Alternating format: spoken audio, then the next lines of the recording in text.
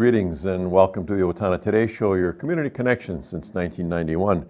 My name is Pete Connor, your show's host, and a great show. A couple of segments for you today. We're having School Superintendent Jeff Elstad with us, along with the Director of Teaching and Learning, Michelle Krell, who we're going to find out what she does with the district. And then Owatonna Fire Chief Mike Johnson will share some details about our emergency management plan and how there is a trickle down from the city to each one of us. So you'll want to stay tuned for both of these segments. As always on Friday, we like to highlight our sponsors who make Owatonna Today Show available to you. Our premier sponsors, the City of Owatonna and Owatonna Public Utilities.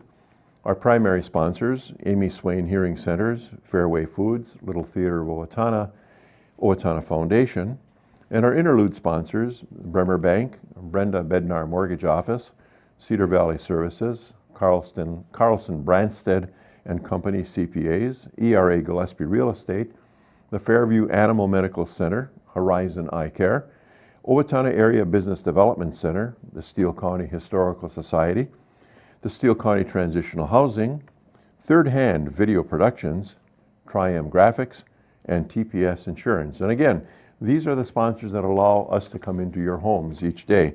So when you see them around, why don't you say, hey, thanks for sponsoring. And also, if you know of people that you think would be good sponsors, why don't you let us know of that, or let them know that maybe they could contact us by giving Leanne a call, our show's producer, at 390-5751. So at that point, we will now take a little time for some highlighting of our sponsors, and then we'll be right back with Superintendent Elstad and Director of Teaching and Learning, Michelle Krell. So please don't go away. Hi, I'm Jody Voisin with the staff at Fairview Animal Medical Center, your other family doctor. Fairview Animal Medical Center is a proud supporter of the Owatonna Today Show. Hi, I'm Betsy Linger from the Owatonna Foundation.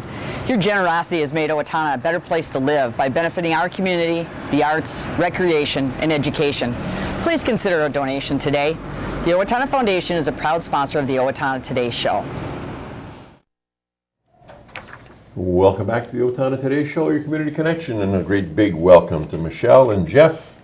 Thank you. Welcome to the show. Public education on display right here. That's exactly right. Absolutely love it. Well, a big week this week.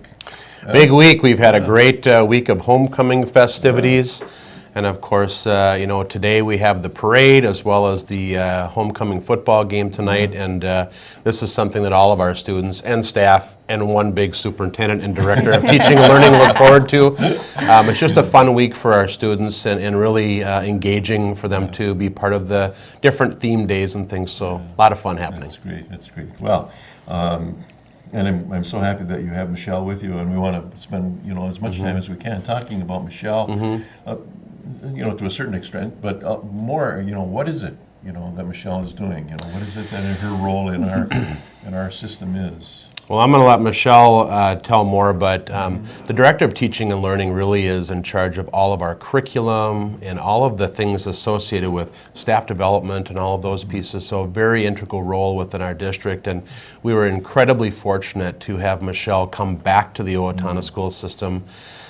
She is a very, very renowned administrator around the state of Minnesota and nationally as well. And so to have her expertise here is certainly something that we look forward to, and it's going to be a great move forward for our district. Cool. Michelle, with an introduction like that, what's left? What can we that was say? Very nice. It was very nice.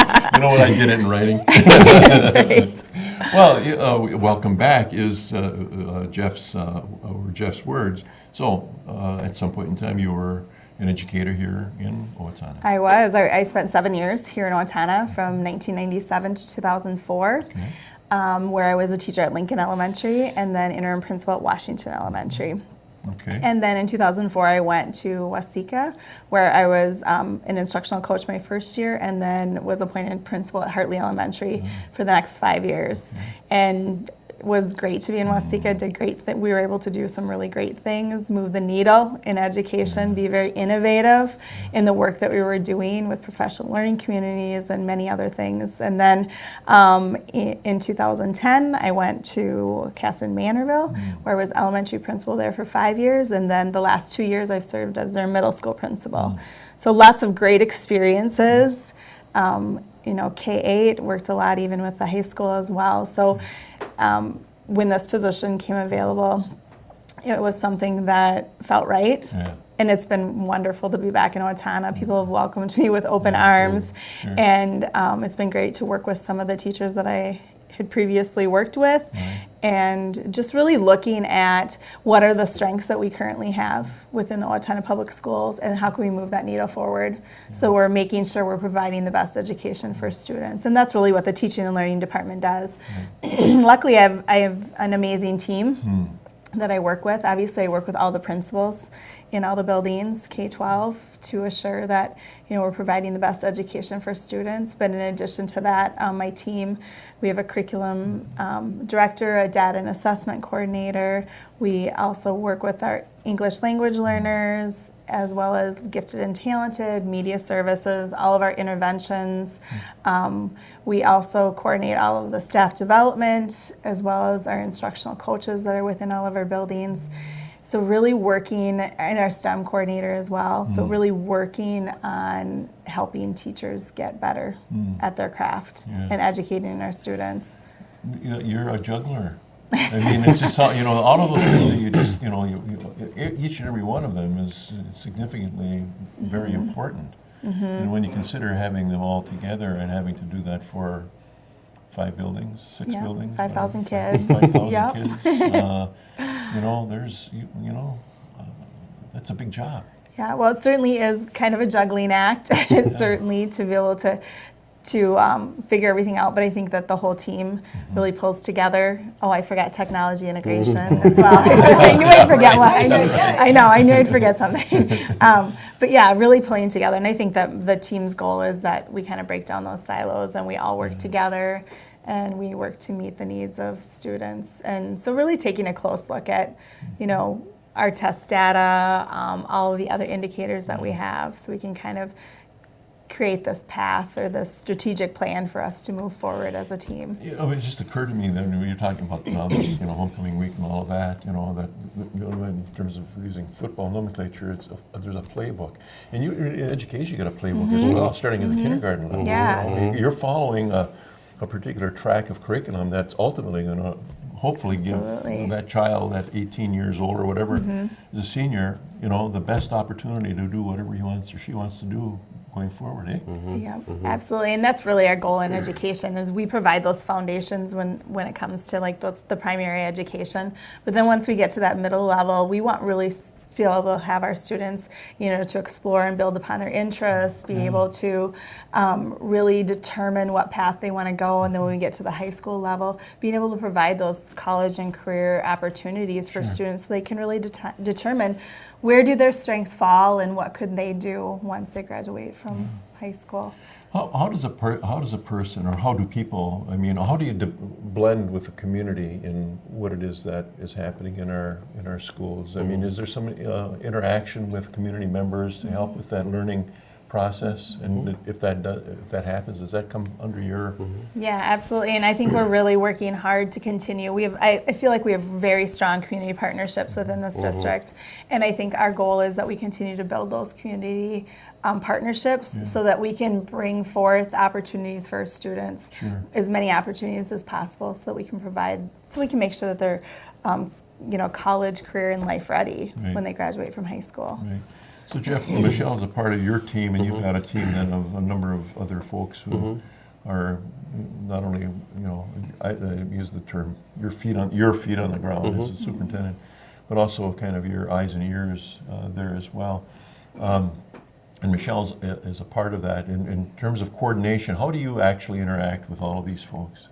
So we have a weekly meeting where we'll call it our executive cabinet or council pulls together, and we do department updates, but we're very transparent about the topics we're discussing because all of those impact one another. It's all interwoven. And so in saying that, we're able then to kind of think about So if an initiative or idea comes forward, that there are directors that are adding some of their pieces, like how does it impact our hiring process, so human resources? How does it impact our infrastructure? So we're talking about, facilities and things like that, as well as community education, financial aspects. All of those pieces are interwoven, so we have to have tight coordination and integration. So we meet weekly, but I would say Michelle and I probably talk daily about different things, because we want to make sure that our messaging is clear and that we are very consistent with what we're doing, and that takes a lot of strategy, time, and planning for sure. Yeah, good. Michelle, if there was something that really we would be more focused on, and I'm not going to say it's problem resolution, but the things that maybe take priority, what would be one or two of the things that you really, really kind of focus on?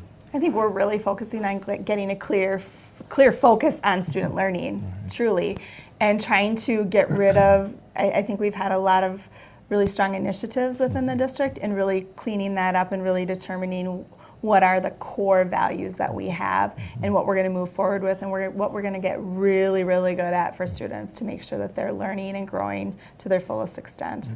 Technology always, comes into every conversation about everything. It seems you can't bake a cake without, some computerization.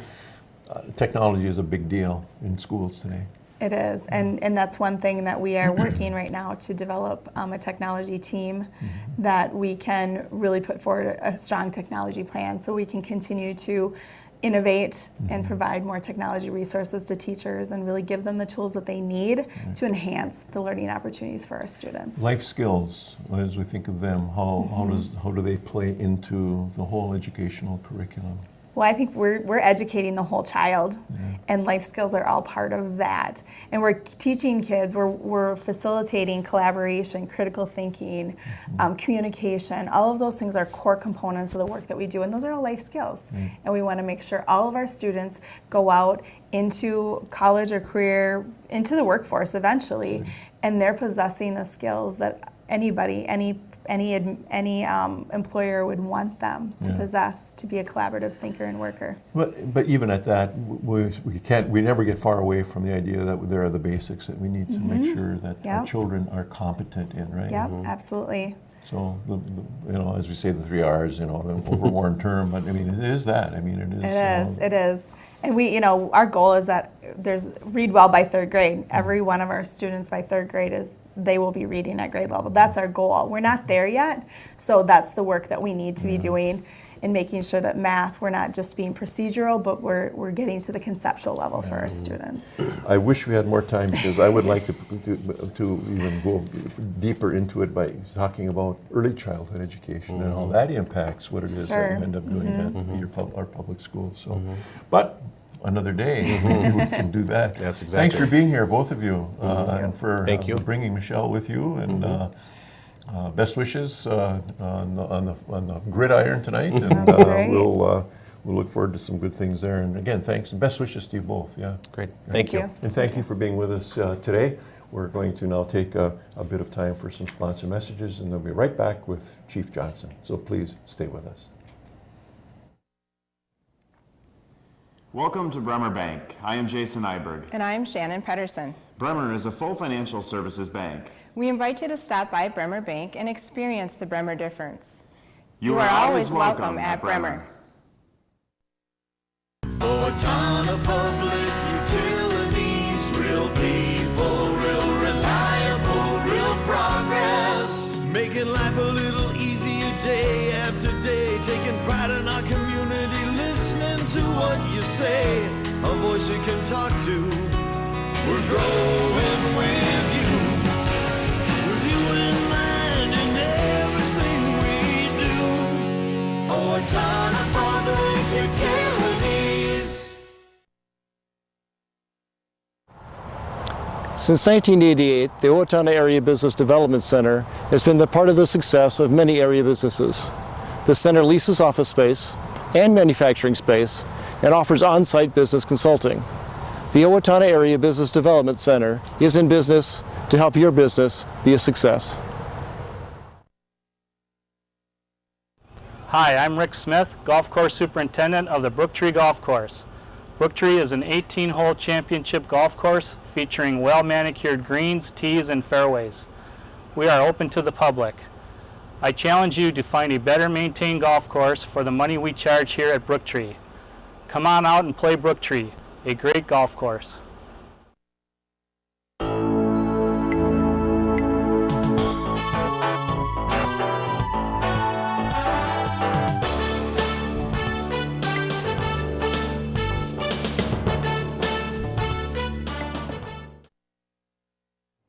Welcome back to the Owatonna Today Show, your community connection, and welcome, a big welcome to Chief Mike Johnson, Chief of our Fire Department, and also our county's Emergency Management Director. Thanks for having me. Hey, good to have you.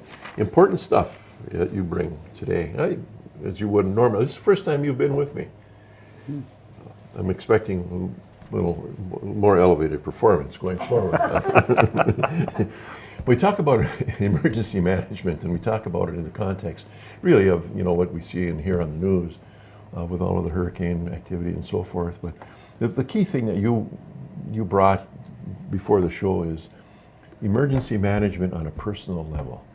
Yeah, emergency management is also a personal responsibility as far as being prepared for disasters. And I think everybody should understand what kind of disasters can affect our area.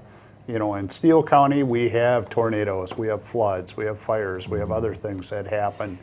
But when we talk about the individual responsibility, there's things that people need to know. And one is, how do you receive the emergency notification that there's a disaster? And we have the integrated public alert warning system we use through dispatch. We have emergency sirens, we have NOAA all hazard weather radios, and we have the Everbridge emergency notification system. But there's an individual responsibility. With Everbridge, you need to sign up or opt into that program. Talk a little bit about that, because I have it, and I think it's a wonderful thing. Yeah, the new technology is integrated public alert warning, and that's something that you don't have to sign up for anything. It's an automatic. It happens on your cell phone, and if you're in an area where there's a cell phone tower and there's an emergency, you're going to get that emergency warning that's there. The Everbridge system is for warnings that may not be an imminent threat, and we use that for emergency management, law enforcement, fire, and other officials to put out those notifications. And then the other one is the NOAA weather radios. I think people don't realize that they're also an all-hazard warning system that you can put out that warning. So the first key is you have to have a way to receive those warnings. And then obviously the second part of it is you need to know what to do when you get that emergency warning. There's a lot of different types of disasters that affect us, and you need to have a plan in place for your family, but also at work or your place of employment, what you're going to do if this happens. And that's really important. But the good news is that if you're looking for assistance in putting together that plan and what you need, the federal government and FEMA put out on a website, it's www.ready.gov, and they have all the information on how to prepare that emergency plan for your family, and they also have the information for emergency planning for where you work. And if you simply follow those steps, you can go through and prepare a disaster kit, and you can go through the process of getting your family ready if there's a disaster. But everybody should do that, and I think in our country we've had some hurricanes, and you see on the news clips where people are there, and I know they're going for a period of time without food and water and things that they need. And that it goes back to it's an individual responsibility to prepare yourself and put together that disaster kit, so when something bad happens, you have the essentials that you need. And we recommend having them in place for a period of 72 hours after the disaster. 3 days. Yeah, so you have food and water and the things that you need. So, and then the third component that's there is to go through and look at, protecting your important documents and having things in place. So if a disaster happens and you start the recovery process, all those things that are important to you were stored in a safe and secure area, so that after the disaster, you don't have to look for damaged documents or try and recover those. I would guess. That one, obviously it's important, but I not one that I thought of you know. Yeah, and that would be a very difficult thing if you're flooded or a tornado destroyed your home and all your belongings are all over, you know, a large area. But you can go through and you can prepare ahead of time for that. And then the fourth component is just a communications plan. And we've seen this happen during the hurricanes and in other areas. You need a way to communicate with your family that you're okay. And you need to develop that ahead of time and get that information that's there. And sometimes it means that everybody checks in with a family member that's not in the area where the disaster is. And as people check in, they can make sure that the family is okay, especially if you're traveling. Right. But you know, we're technology dependent. And sometimes little things like in your disaster kit, having the charger for your cell phone is important, and those other things, because if the community is devastated, it might be difficult to get those things. Right. Well, let's articulate or talk about the fact that some people today are completely cell phone. I mean, you don't find their numbers in a phone book anymore. You can't. If you don't know what it is, you're not going to contact them. Yeah. I know enhanced 911 was always, you know, for the betterment of response time. How does that work with cell phone technology? Well, one of the problems with cell phones, first to bring up, is that when we have a disaster, 911 systems are going to work. They should work. But sometimes they get overwhelmed because the cell phone tower gets overwhelmed. And it can be very difficult, or the towers are destroyed. I know in some of the hurricanes that we had, people were dialing 911 and simply couldn't get through. And that's why you have a first aid kit in your disaster kit. And other things that are there. But in disasters in general, people overwhelm the cell phone towers, and it can be difficult to communicate by cell phone. So I know a lot of people just have a cell phone, they don't have a landline in their house. It's still a good idea to have that landline, because if you can't get through on the cell phone, you have another option to get assistance if needed. Sure, okay. How about a generator, emergency, portable generator for electricity needs? Yeah, I think it's a good idea. And most of our critical infrastructure in the county, those buildings that we need, we have backup generators in place. And a lot of people are looking at options to put generators in their homes. But you have to be able to sustain those for a long period of time. So they got to have fuel and things like that to make sure that they're working. Right. So there can be health issues that come as a result of, as we are now seeing in the hurricane countries or states, with water issues and disease kinds of mitigation. What are you guys? How do you interact with public health in terms of being ready for that kind of thing? Yeah, in our county, we have an emergency operations plan that works with all agencies, and we have plans for each one of those to address issues of, well water safety, water safety. We have public health issues, immunizations and things to prevent disease after a disaster. Those are all a part of our emergency operations plan. And one of my roles as emergency manager is to make sure we have an emergency operations plan that addresses all of the hazards that we're vulnerable to. The other thing is we have a plan for mitigating those hazards to try and prevent those in our county. Okay. Training is important, at least at your level. What sorts of training can be provided? I mean, is there some outreach that will happen? This is kind of outreach, what we're doing here, to our citizens, the people who are going to watch this. But are there other training opportunities, seminars, workshops that you offer for folks to come to hear not only this, but even more in-depth things that would be good for folks to be aware of? Yeah, emergency responders and others do a good job training for disasters, but individuals can take part in disaster preparedness or get more involved on a community level.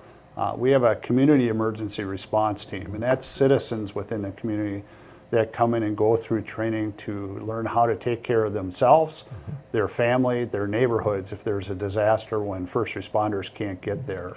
So that delayed response, it's important to have people that know how to do that first aid and do those things. And we offer classes throughout the year It's a good way to get involved with the community, and it's a good way to help others if we have a disaster. Right. If people are looking for information about the CERT team, they can call the Owatonna Fire Department at 444-2454. Okay. Beyond that, what potential would there be for you hosting a workshop for people just who want to know more about, like, what kind of first aid kit should I have, or what about a NOAA weather radio, that kind of thing? Yeah, Or they can call maybe down to the department. and Yeah, get that if there's a information, group too. that wants a discussion or a talk about these things, they can do that. Yeah. But I really recommend checking out that website, Okay. www.ready.gov. They have Okay. videos, they have every piece of information that you could need as far as disaster preparedness. Excellent. So it's Well, an excellent website for I'm that. going to do that. I am. I will take your advice. First time. This has been good. Not long enough. More to talk about. We'll do it again another time. But thanks for being here. Thanks for having me. And yeah, no, it's good. It's good stuff. And we'll catch up on it another time. And so and thank you for being with us today as well. Good information. And what we're going to do now is to take a bit of time for some sponsor messages, and then we'll be right back. So don't go away.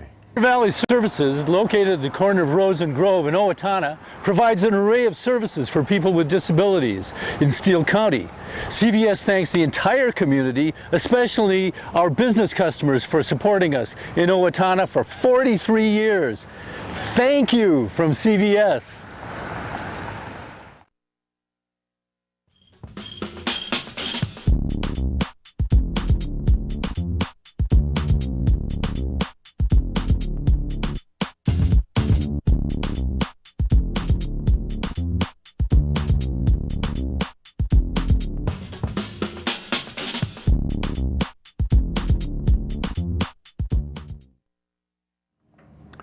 Well, thanks for being with us. Welcome back to the Owatonna Today Show, your community connection. Some community announcements for you.